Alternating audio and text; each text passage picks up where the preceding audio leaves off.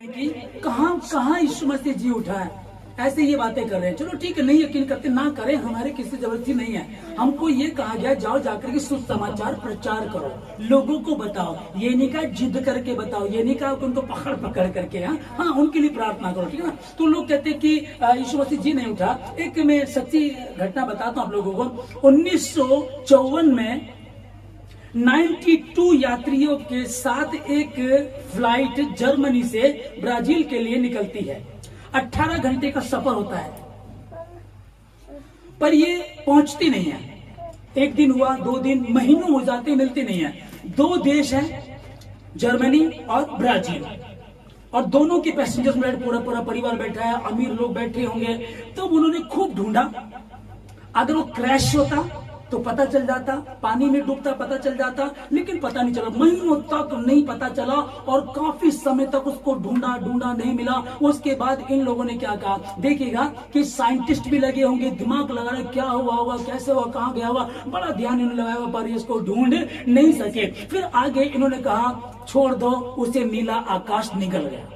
ये ऐसे बैठ जाते हैं। उसके बाद 1989 में 35 साल बाद ब्राजील के एक एयरपोर्ट पर यह आता है, लैंड करता है।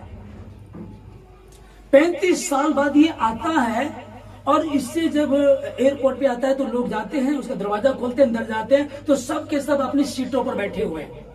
जो वर्क करते हैं वो भी सब हैं और ड्राइवर भी है, लेकिन सबके कंकाल बने हुए हैं, कुछ भी नहीं बचा है। ओके, ड्राइवर को देखा, वो भी कंकाल बन चुका है। अब वो भी कंकाल बन चुका, तो उसको चला कौन रहा था, या फिर ये 35 साल तक कहां था। जब इनका सब कुछ, बॉडी का सब कुछ खत्म हो गया, सिर्फ हड्डी बची है, तो फिर एरोप्लेन में पेट्रोल कहां से आया, उसको ड्राइव कौन कर रहा था। ये सच्ची घटना है। जाओ जाकर के गूगल पे सर्च करो, पता करो कि 35 साल बाद वो आता है। दुनिया ने दिमाग लगाया, कहां गया एरोप्लेन, कहां गए हमारे लोग, किसी को नहीं मिला, कुछ पता नहीं चला। और वो क्या कहने लगे, भाई उसको तो नीला आकाश निकल गया है। वो हाथ पे हाथ धर करके बैठ गए, सब्र कर लिया उन्होंने। 35 साल बाद फिर ये लौट करके आता है, और ये सच्ची घटना है। सोचो, जब ये सच्ची है तो मेरा और आपका उद्धार करता है। हम चलो कहते हैं कि जब यीशु दुनिया में था, लंगड़ों को पांव दिया, कोढ़ी को शुद्ध किया, अंधों को आंखें दी। जब यीशु दुनिया में था, वो यीशु मसीह कह रहा, मैं कल, आज और युगानुयुग एक जैसा हूं। जो कल चट्टान से पानी पिलाता था वो आज भी पिलाता है। वो मरा लेकिन मर के जी उठा। डिफरेंट है, बिल्कुल डिफरेंट है। हालेलुया। तो कोई विश्वास नहीं करता, कोई बात नहीं है। एक नाई भी कह रहा है, अगर जिसके बाल बड़े हैं, जब वो मेरे पास आएगा तभी तो मैं इसकी शेव करूंगा।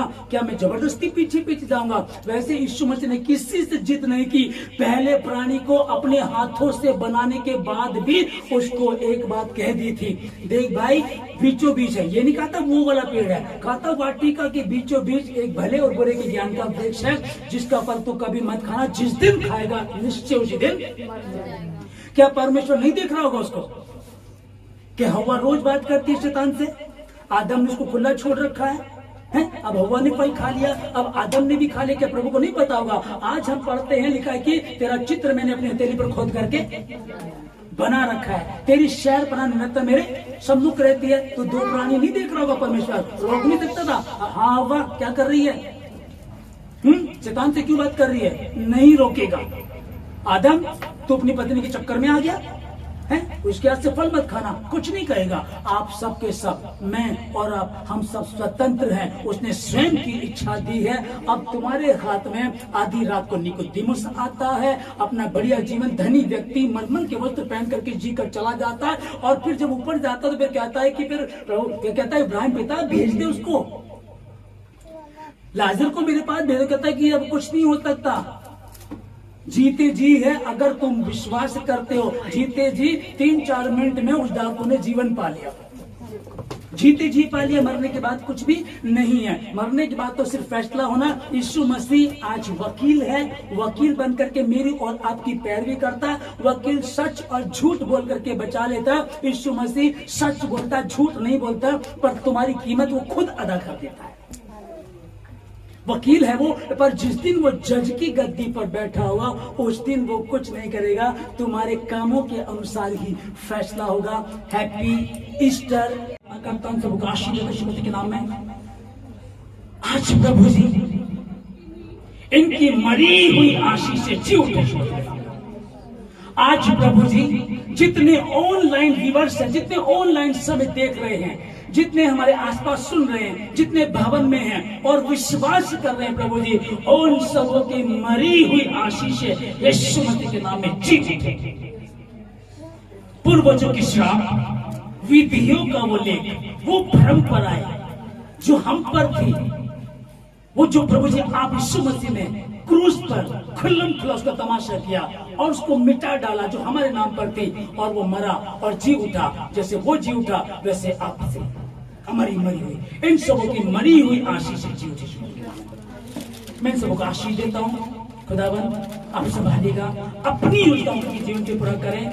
जो भी दिक्कत परेशानी चाहते रहे, धन्यवाद देते सारी बातों के लिए। सारी आदर महिमा आपको देता हूँ। 2024 का ये पूर्ण उत्थान परमेश्वर इन लोगों के लिए यादगार हो। खुदावंद आपने कुछ धन्यवाद देते सारी बातों के लिए। सारी आदर महिमा आपको देकर धन्यवाद के साथ प्रार्थना यीशु मसीह के नाम से मांगते हैं, आमीन।